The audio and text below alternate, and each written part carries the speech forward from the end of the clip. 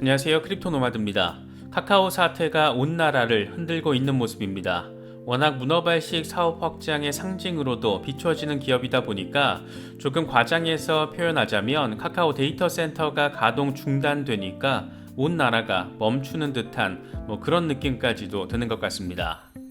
이번 카카오 사태를 바라보고 있으면 많은 정보가 중앙화됐을 때, 그러니까 특정 기업에 많은 정보가 몰려 있을 때 벌어질 수 있는 거의 최악의 상황이 확인된 게 아닐까 생각되기도 합니다. 그래서 블록체인과 탈중앙화의 개념을 더 생각해 보게 되고 분산형 클라우드 시스템에 대해서 더 고민하게 되는 것 같습니다. 잘 알려져 있다시피 이런 역할을 제대로 구현하는 데 방점을 찍고 있는 프로젝트가 바로 파일코인입니다.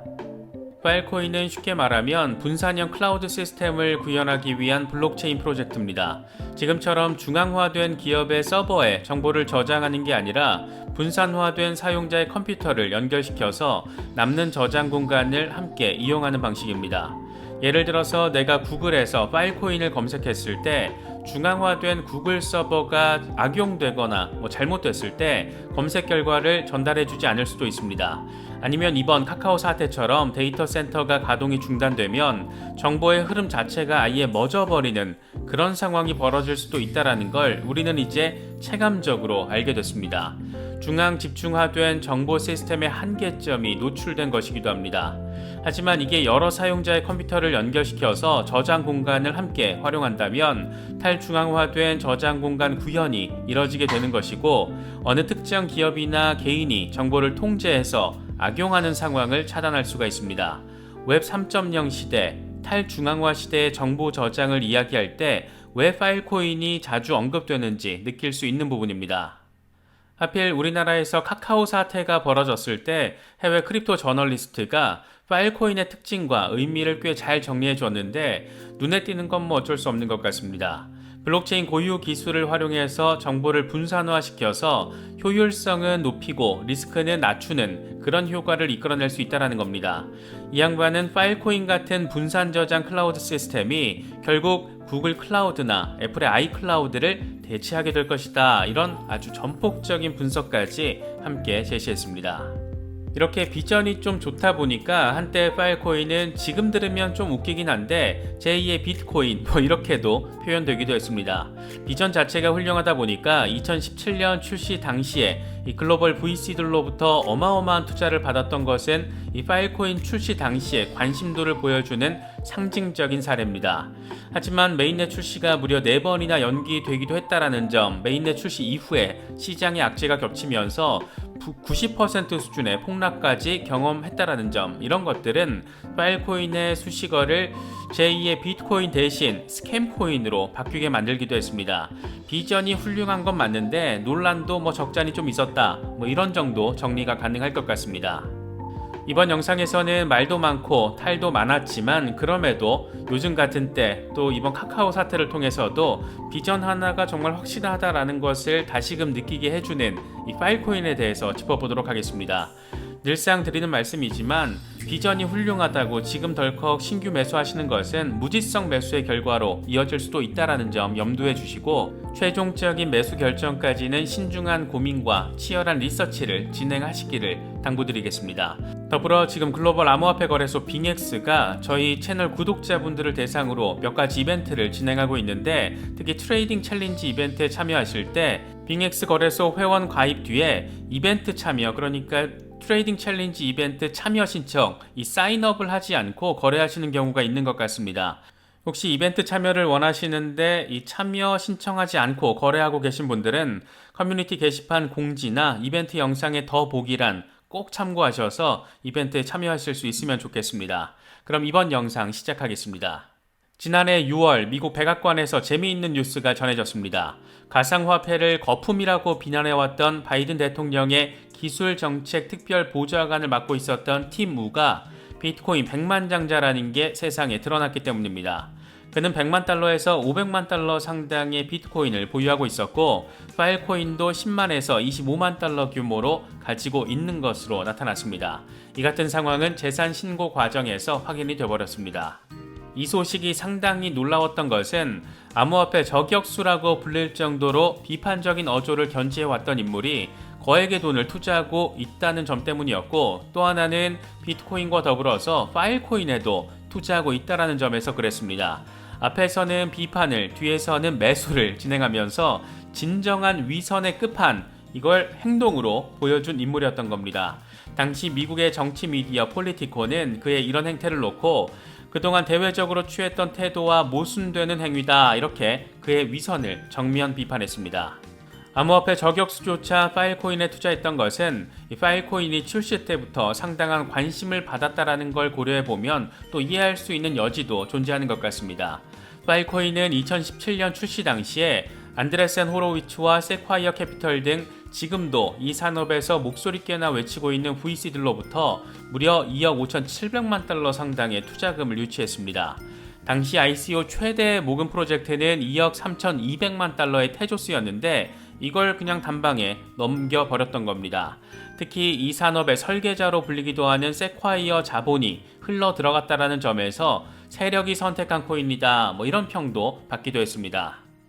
파일코인이 이 같은 엄청난 주목을 받았던 것은 지금 시대의 가치관을 뒤집는 새로운 혁신 가능성을 선보였기 때문입니다. 파일코인이 던진 질문은 이렇습니다. 만약 빅테크들의 중앙 집중식 서버에 에러가 생기는 등의 문제가 생긴다라면 어떻게 되는 것일까? 마치 꼭 이번 카카오 사태를 겪은 우리가 던지는 질문 같습니다. 그러니까 이걸 좀 다시 표현을 하자면 구글과 유튜브, 또 페이스북 등 거대 빅테크들이 중앙화된 서버를 통해서 정보를 통제하는 상황에 정면 도전장을 낸 것으로도 볼 수가 있습니다. 중앙화된 서버를 탈중앙화시켜서 특정 권력이 독점하거나 통제하는 지금의 방식을 완전히 깨부수자는 나름의 혁신적인 아이디어를 품고 있었습니다.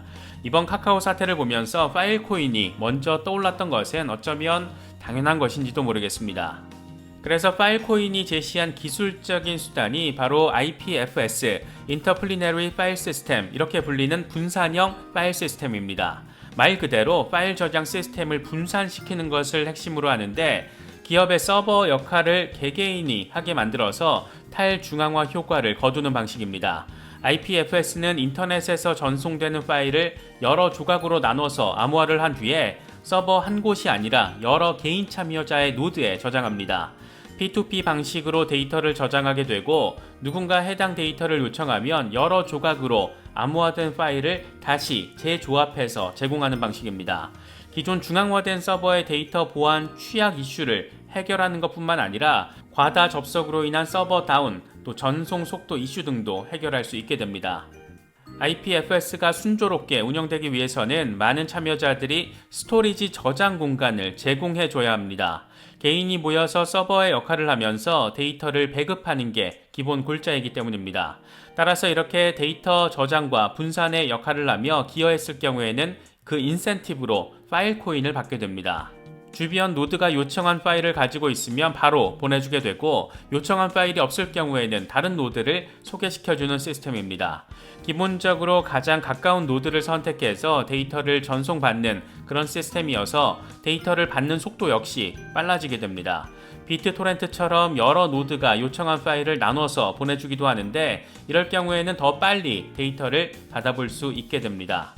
블록체인 P2P를 구현한다는 점에서 비트토렌트와도 상당히 유사한 측면이 존재합니다.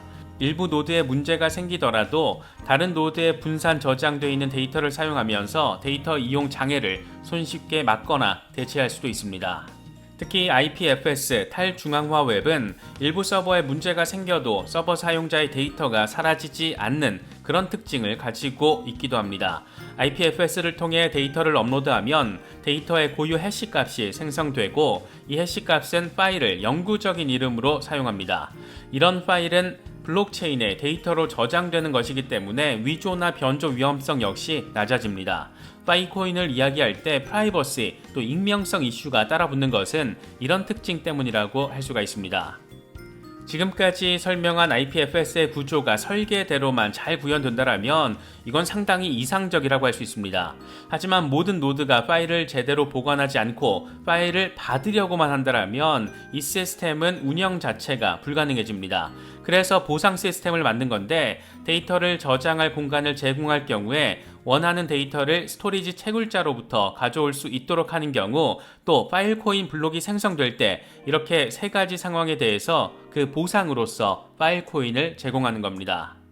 이게 말이 좀 어렵게 느껴질 수가 있는데 예를 들어서 내가 어떤 정보를 저장하고 싶으면 저장 공간을 제공하는 채굴자들에게 파일 코인을 지불해서 저장 공간을 확보할 수가 있고 어떤 데이터를 검색해서 얻을 때는 검색 채굴자에게 이 파일 코인을 지불해서 데이터를 받을 수도 있습니다. 블록이 생성됐을 때 보상이 주어지는 경우는 대부분의 채굴 프로젝트의 보상 시스템과 동일하다고도 할 수 있습니다. 결국 저장 공간을 제공해 주거나 데이터를 제공해 주거나 아니면 블록을 생성해 주거나 이렇게 파일 코인 시스템 안에서 이 생태계가 잘 운영될 수 있도록 일을 해주면 파일 코인으로 보상을 받을 수 있고 이걸 거래소에서 피아트 머니로 환전할 수 있는 겁니다. 트위터를 보다 보니까 이 파일 코인에 대해서 꽤 긍정적인 부분에 방점을 찍고 잘 정리한 게 있는데 크립토 저널리스트 빅토리아 케네디가 정리한 내용입니다. 그녀는 파일 코인의 분산화 시스템은 결국 아이클라우드와 구글을 대체할 수 있을 것이다. 그러니까 애플과 구글을 대체할 수 있을 것이다 라고 꽤 전폭적인 평가를 제시했습니다. 파일 코인의 특징에 대해서는 앞서 언급한 부분들과 거의 비슷한데 파일 코인을 독특하게 만드는 부분과 관련해서 특히나 눈에 띄는 평가를 내놨습니다. 사람들은 스토리지 시스템을 통해서 자신의 데이터를 잘 관리할 수 있다라고 생각하고 있지만 일반적으로는 이게 매우 중앙화되어 있다. 파일 코인은 블록체인 고유 기술을 사용해서 참여자를 장려하고 정직한 행위자에게 보상하는 인센티브를 제공한다라고 설명했습니다. 그러면서 지난해 애플 아이클라우드의 수익이 50억 달러, 구글 클라우드가 60억 달러 수익을 올렸는데 이건 파일 코인이 확장하는 시장에 진입하고 있다는 것을 의미하는 것이고 파일 코인 스토리지는 중앙 집중식, 그러니까 애플이나 구글보다 더 저렴하다 이렇게 평가했습니다. 그러면서 제시한 결론은 이렇습니다. 파일 코인은 파일 저장과 검색과 관련해서 글로벌적인 비효율성을 해결할 수 있는 탁월한 솔루션이다. 대기업과의 계약에 덜 얽매이게 되고 고객에게 권한을 부여하는 프로젝트다. 이렇게 결론이 상당히 와닿고 뭔가 파일 코인의 비전을 심플하게 제시해 주는 것 같습니다. 이 정도만 이야기해도 파일 코인이 가진 비전은 꽤나 섹시해 보입니다. 하지만 파일 코인은 적잖이 논란에 시달리기도 했던 프로젝트이기도 합니다. 메인넷 출시가 최소 4번 이상 지연되면서 로드맵 이행을 계획대로 완수하지 못했던 상황도 있었고 메인넷 출시 직전까지도 파일 코인 인센티브 모델이 불분명하다 이런 지적도 많았습니다. 특히 무엇보다 2020년 10월 메인넷 출시 직후에 고점 대비 70%가 폭락하면서 대규모 스캠 사기 의혹의 주인공이 되기도 했습니다. 사실 웹3 시대가 도래하고 메타버스 세상이 구축되고 있고 이 데이터가 세상의 권력과 맞닿아 있는 상황이고 그래서 개인의 데이터 이에 대한 프라이버시가 중요한 시대로 접어들었습니다. 그래서 이런 부분을 생각을 하면 파일 코인의 비전은 진짜 화려하고 멋있는 것 같습니다. 특히 이번 카카오 사태를 경험해 보니까 정보와 데이터의 분산화가 왜 중요한지 직접적으로 체감할 수 있는 것 같습니다. 여기에 세콰이어 같은 세력 자본이 들어와 있다는 점도 우리 같은 개미 투자자들의 관심을 끌기에는 충분해 보입니다. 하지만 지금 제시된 비전들은 제대로 구현되기까지는 앞으로 수년의 시간이 더 필요할 수밖에 없기 때문에 이 같은 비전이 코인의 가치와 비례 관계를 만드는 건 역시 어쩌면 적지 않은 시간, 꽤 긴 시간이 필요할지도 모릅니다. 이 부분이 투자자로서 우리가 결정을 내리기에 참 어려운 부분인데 혹시라도 신규 진입을 고민하고 계신 분들은 이런 여러 상황들 종합적으로 바라보시고 신중하게 판단하실 수 있으면 좋겠습니다. 이번에 준비한 영상은 여기까지입니다. 이번 카카오 사태가 우리에게 남긴 의미와 더불어서 이 파일 코인의 현재와 미래를 바라보시는 데 있어 조금이나마 도움이 될 수 있으면 좋겠습니다. 영상이 도움이 되셨다면 좋아요와 구독 또 알림 설정 꼭 부탁드리겠습니다. 영상 제작에 아주 큰 도움 된다는 말씀 함께 드립니다. 언제나 성투하시기를 기원하겠습니다. 시청해 주셔서 감사합니다. 지금까지 크립토 노마드였습니다.